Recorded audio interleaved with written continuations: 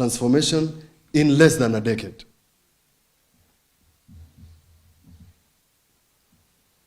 With this dedication, we will embody the philosophy of serving with integrity. The community members are as follows. Number 1, Peter Mwasia, a driver in Sultana Mood, who risked his life, braved the flooding waters of the river, jumped into the river to rescue 2 people who were stuck in the middle of a fast-moving river. Ruth Mbithe Molandi. This lady impressed me. She single-handedly saw a body floating in the river. She doesn't know how to swim. She got into the river and retrieved the body of one of the ladies who drowned in the now infamous Makueni River. These actions truly signify a people who are prepared to sacrifice for others. To date, ladies and gentlemen and members, the impact of the advanced rains has led to setting up of 5 evacuation camps distributed within the hotspots. Those areas are Kawese in Kilome, Chakituku, Kavatanzo, Katolie in Kaiti, and Mikululu in Makindu, Kibwezi West County.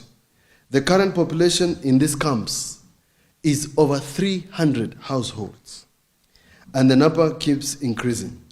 Continuous assessment is ongoing to establish the full impact.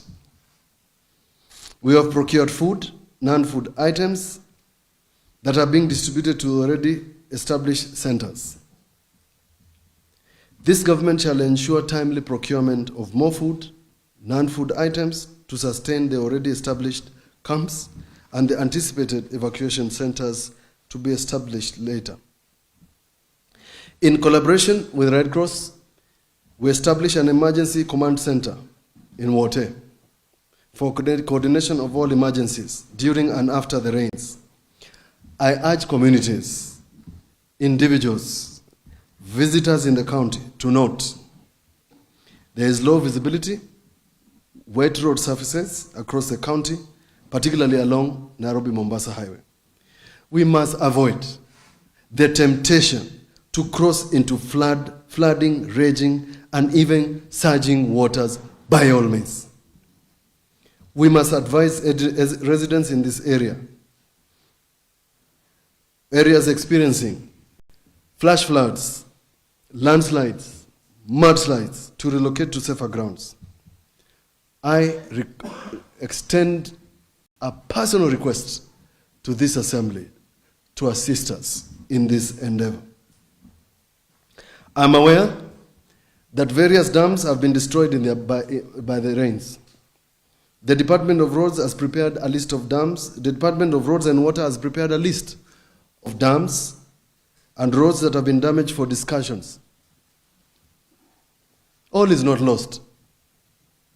Ndokuma Dam, our signature dam, is reportedly full. Chamakuthi in Kalawa is also full. Kwambo in Mavendini is also full, amongst others. The Department of Agriculture is in the process of repairing this spillway at Kilombo Dam. Members, I recently learned that the county committed to have an irrigation project after the completion of Kilombo Dam. We must now consider irrigation because the water in Kilombo Dam lies there without any benefit to the people of Makueni. The Department of Water is checking the spillway of Kamonyolo Dam in an effort to ensure the erosion does not compromise the dam. I have seen a report on this, and I hope the said report is tabled in this assembly. Mr. Speaker, sir, this government has collaborated with various donors, including Polish Center and the East African Fire Mission, with the purpose of strengthening our effectiveness in fire and emergency preparedness.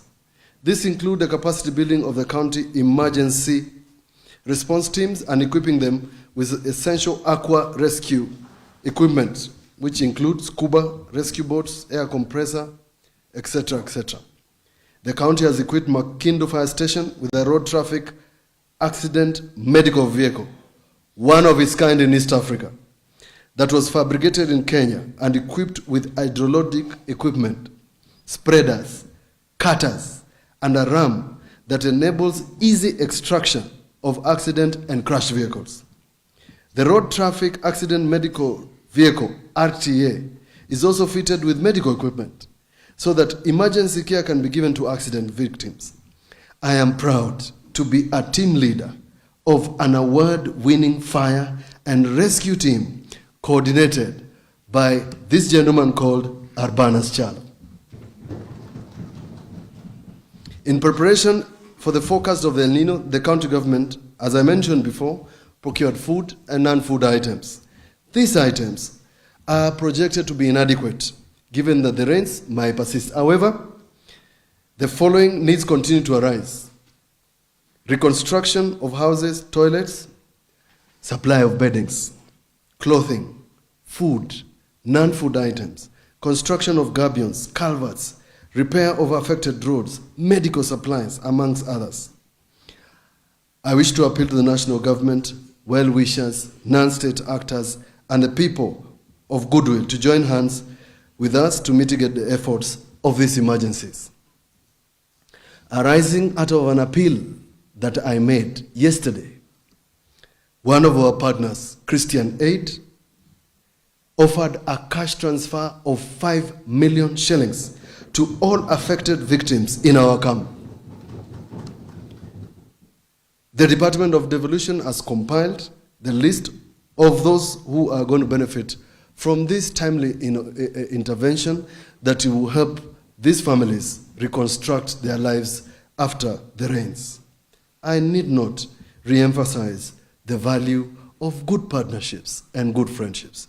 Members, on development of education, capacity development, and accountability, the county has strengthened the civic education framework through the establishment of a school for devolution and community-led development.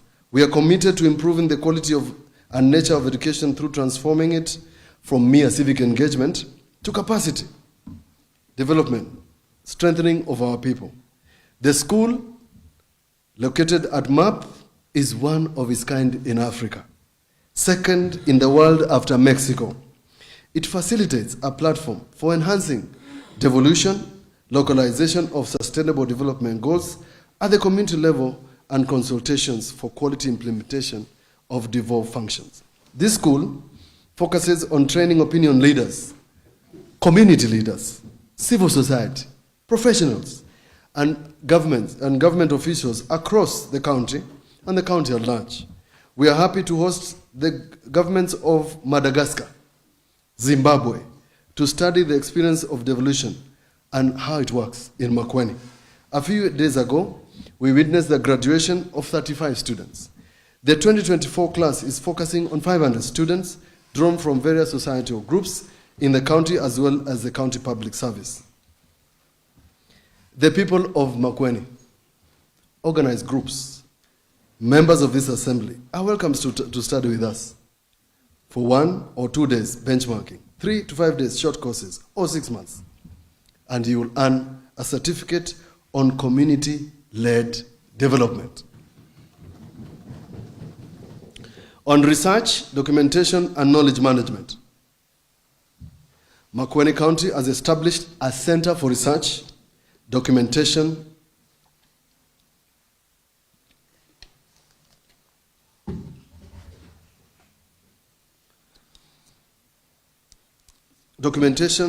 and knowledge management to facilitate research, development, enhancing the culture of knowledge gathering, sharing, and documentation. The resource library therein provides a student with an array of specific reports, manuals, annual statutory reports, policy briefs and newsletters, speeches, and many devolution-related knowledge assets. This center is open to the public and to the community. The operationalization of the center under the Department of Devolution facilitates department to ensure one government approach to research, documentation of all county-based practices and knowledge.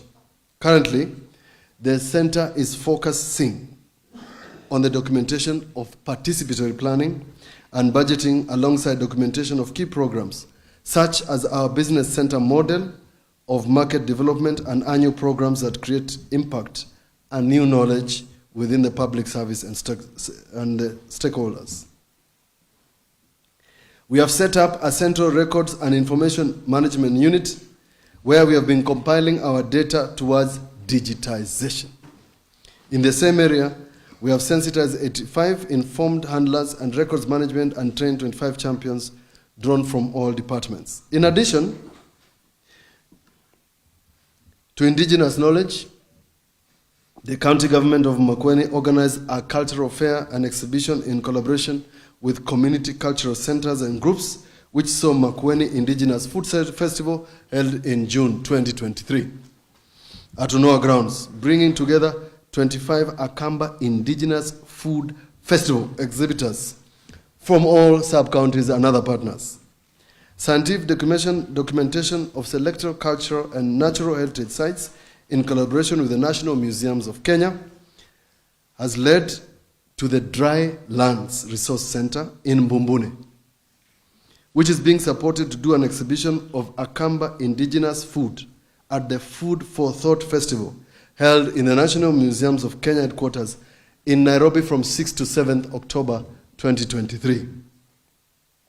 This collaboration has facilitated 3 experts from the National Museums of Kenya in the assessment of 3 heritage sites, namely a Mau Mau Detention Center in Kadhonzweni Boys, the Mission Church in Kibwezi, and Bitini Catholic Mission Church in Mulala for possible rehabilitation and restoration and consideration for gazettements as historical sites.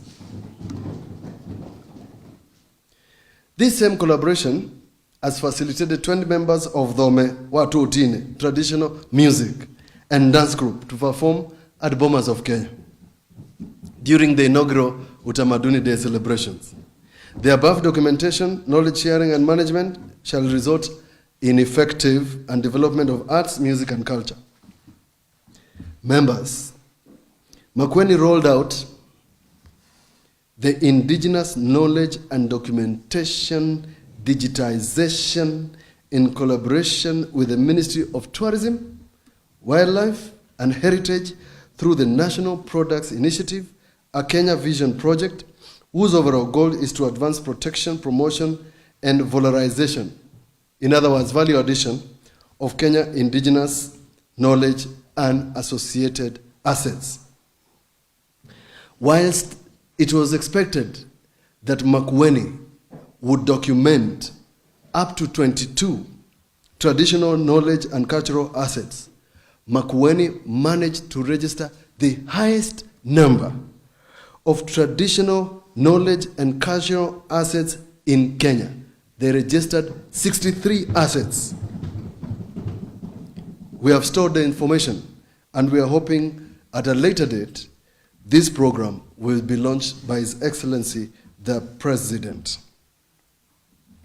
Civic engagement and development of localization of SDGs. Mr. Speaker, sir, this county has received accolades for its robust citizen engagement.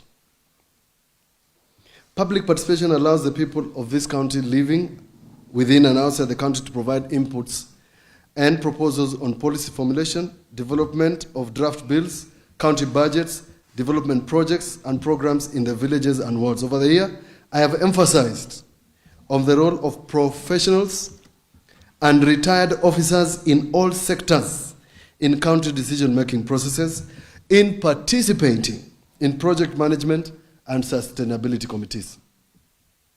This is key to me. The Mombasa and Nairobi diaspora participation forums have added value to the decision-making processes. Going forward, I seek to strengthen the inclusion of women, youth, and people living with various disabilities in our public participation framework. The establishment of the county government printer services in the coming year will enhance access to information to the various categories. Information for various categories include Braille, visual and sign language information. Further, we shall strengthen public participation in our municipalities, in the urban and peri-urban centers. I congratulate the people of Makueni for honoring the right to participate as well as their responsibility in their promise of making devolution a reality in the county. In the new year, we shall re-engineer the county development framework, detailing the establishment of new development committees embedded in public participation structures whose terms have elapsed, and a proposal to introduce the village councils, as I've mentioned before. The Miradi kwa Jamii program has enabled the participation of the rural communities in economic gains of our county through creation of community tangible assets such as roads, forests, earth dams, mitigation of climate change through construction of roads, for water structures, tree planting, improved community volunteerism spirit that has enhanced community-led development initiatives, even when the works are done and dusted and funds spent. Over 210 million has been injected to the village economy across the county, with 50,000 casuals being engaged in the last financial year alone. These initiatives are an enabling environment for the implementation of the promise of the new constitution, particularly Article 174C, that gives the power of self-governance to the people and enhances the participation in the exercise of the powers of state and making decisions affecting them. No one shall be left behind in our development agenda. We intend to use this strategy for repair of roads and dams destroyed during the ongoing El Nino rains. On roads and transport sector members, Makueni Road Network currently stands at 13,014 kilometers as per 2020 network classification. Out of this, 933.51 is bitumen, and 12,080 are earth roads. Over the past 1 year, road maintenance has been given priority as an enabler to economic growth. This investment has boosted the growth of other sectors by improving connectivity and opening up the remote areas to trade and investment. Some of the key achievements are as follows. Road maintenance. Since our roads are majorly earth roads and constitute most means of transport for our residents, they need to be constantly maintained. To this end, the department has ensured road maintenance through grading 2,500 kilometers of road, opening and widening 370 other kilometers of new roads, and graveling over 150 kilometers of road. The department has also constructed 25 drifts, installed more than 600 gabions, and 1,200 meters of culverts. In creation of employment, the department has created 15,000 jobs through youth and women and other vulnerable members of the society by engaging them in minor road repairs, meter drain, and unblocking of culverts through labor-based programs. The Department of Roads has also mapped all roads in the county and have developed what we are calling critical roads network inventory that will help us plan our roads and roads improvement better.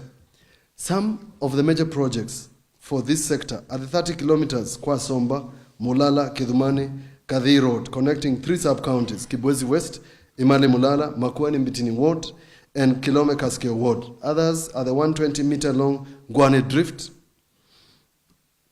100-meter-long Kako Kanduli Drift, Changwase Drift, Kamonyoni Drift, among others. The department also undertook graveling of major towns in Wote, Mtito, etc., etc. I urge members of the respective committee to consider and approve that inventory that will be submitted to you at the earliest opportunity for purposes of planning and even donor support. An interesting development, members. The Department of Kenya doing the economic corridor, Emali, Ukea, Etangine, Wamonyo, Kidhimani Road, visited us with the design and provided this design to the Department of Roads to carry out a report on it and give feedback on the proposal for incorporation by the project design consultants. We urge the national government to expedite completion of the ongoing proposed roads upgrade with a mandate. Under their mandate, which are key to economic development, and I have mentioned the roads, I urge the Department of Roads to look at the proposal because it affects market centers, some in Matiliku, some in Ukea, some in Boni. It's important at a later date we discuss with the public. In addition,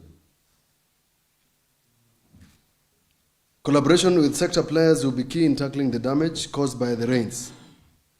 29 roads in Kibwezi West, 38 roads in Boni, 39 in Makueni, 50 in Kibwezi East, 58 in Kaiti, 30 in Kilome have been surveyed by our roads team and a report developed on the level of damage done by the ongoing rains.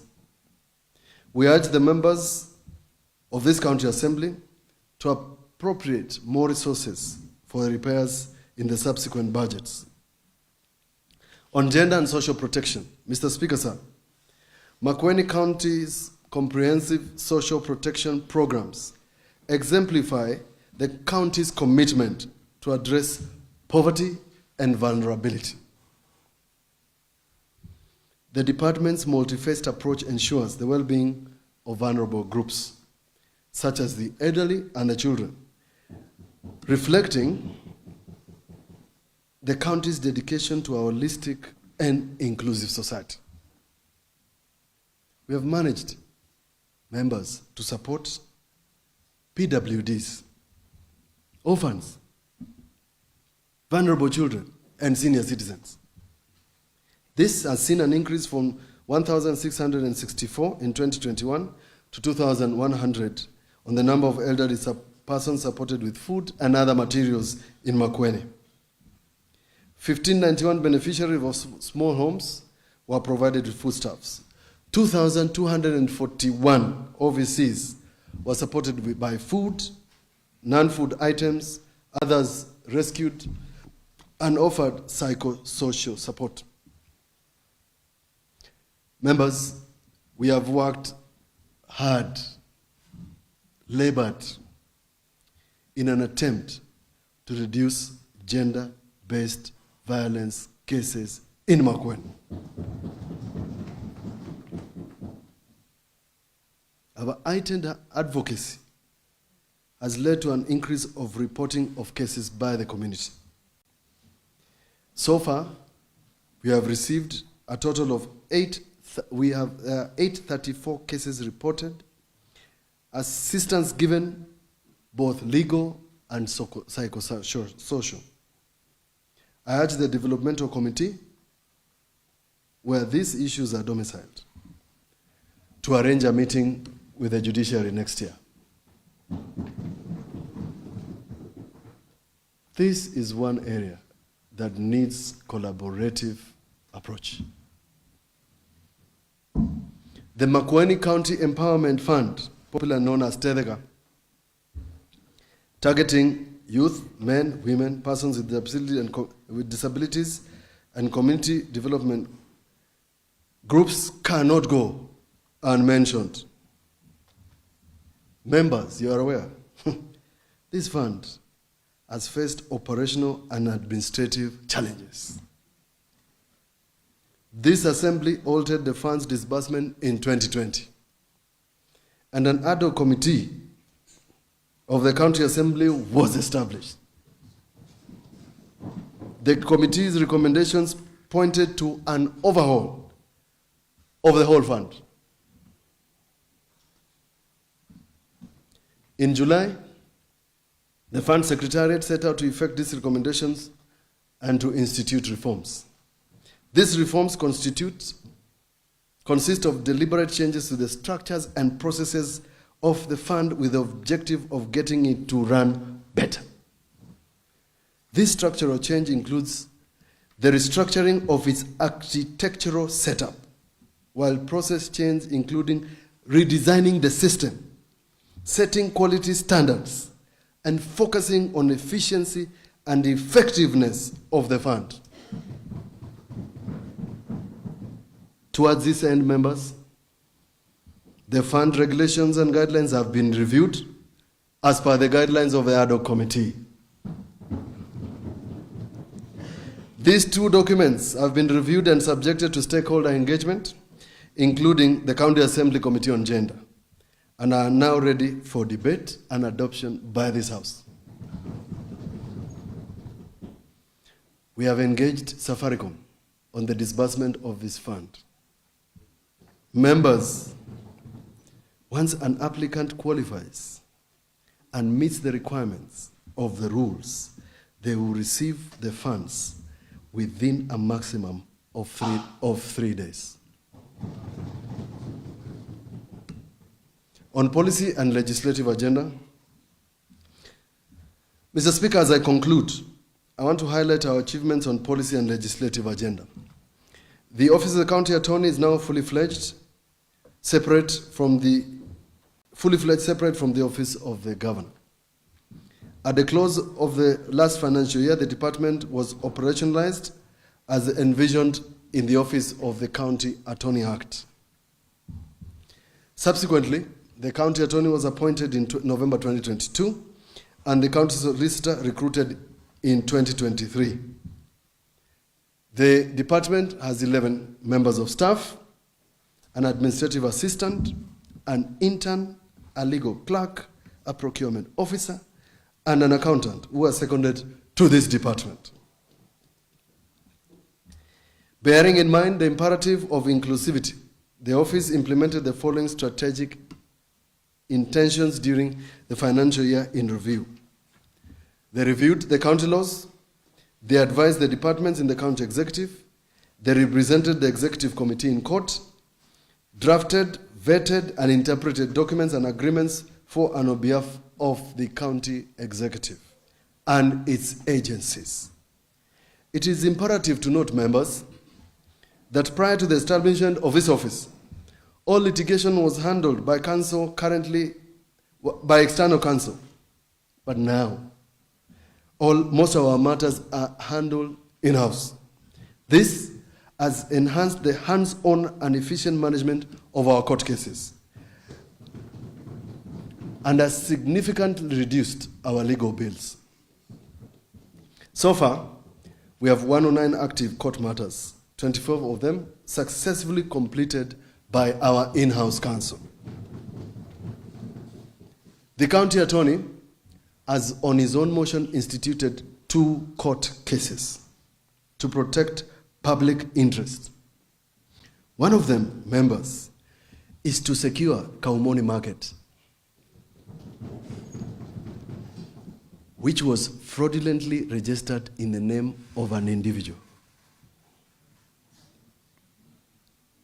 The second one is to secure the ownership of a public utility land in Mukaa Ward pertaining to Nzaini Bohol in Ovate. Members, this address will be incomplete without addressing the case currently in court on the Taita Taveta Makueni boundary. A while back, Okia Mtata, Senator, sued the county government of Makueni, claiming that there was double taxation in Mtito Andei market where both Makueni and Taita Taveta counties claimed to collect trade license fees.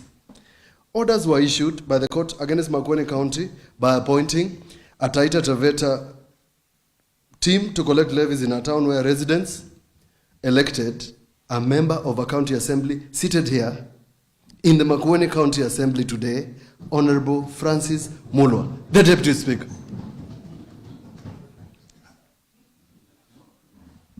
When I came to office, we challenged the above orders.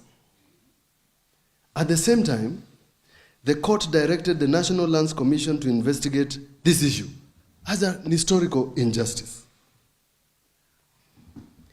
The county has filed an appeal challenging the jurisdiction of NLC to determine the issue because the court, in its own ruling, said that it has jurisdiction to hear the matters and proceeded to issue orders. Now, both forums, the court and the National Land Commission, cannot act in contradiction. In any event, under Article 188 of the Constitution, only the Parliament, that is National Assembly and Senate, can alter a boundary of a county. In my view, as a senior lawyer, these orders were issued by the court. The orders issued by the court are per incuriam, and they amount to usurpation of the role of Parliament. The county government of Makueni is determined to protect territorial boundaries of Makueni, and we will do so without fear or favor. The county attorney has also taken lead in the responsibility of revision of county laws. So far, the office has assisted county departments to draft 17 legislative proposals, bills, regulations, and policy. In conclusion, Mr. Speaker, sir, I want to reassure all of us that with your continued support, we will achieve more for the people of Makueni. To the citizens of Makueni, whose inspiration we work so hard every day to meet and deliver the promise. This report is our first-tier passion to do good with integrity report. Integrity to us is an irreducible minimum that we subscribe to as leadership. Indeed, integrity is our most valuable currency. Members, I am determined to see that Makueni is transformed and our people are economically empowered. This is my desire. My desire as governor of Makueni is to lead a transformative government. A government that listens. A government that cares for its citizens. A government that cares for its employees. A government that cares about the relationship with its partners. Governments are known to be cruel. Governments are known to be insensitive. Governments are known to be manipulative, too far, too bureaucratic, and emotionless. I, however, would like to lead a government that is human, that cares for the well-being of its citizens and its employees. We subscribe to the philosophy of prioritizing people because it is people who drive success, innovation, and transformation. Members, we can change the narrative and make government human.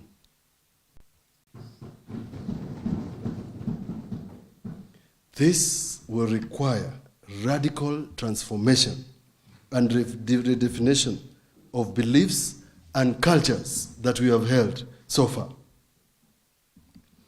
a commitment to transform the way we work. Join me together to transform Makueni County. A renewed passion of Kwituma integrated into our values of public service. I wish all of you a Merry Christmas and a prosperous New Year. God bless Makueni. God bless Kenya. Thank you very much.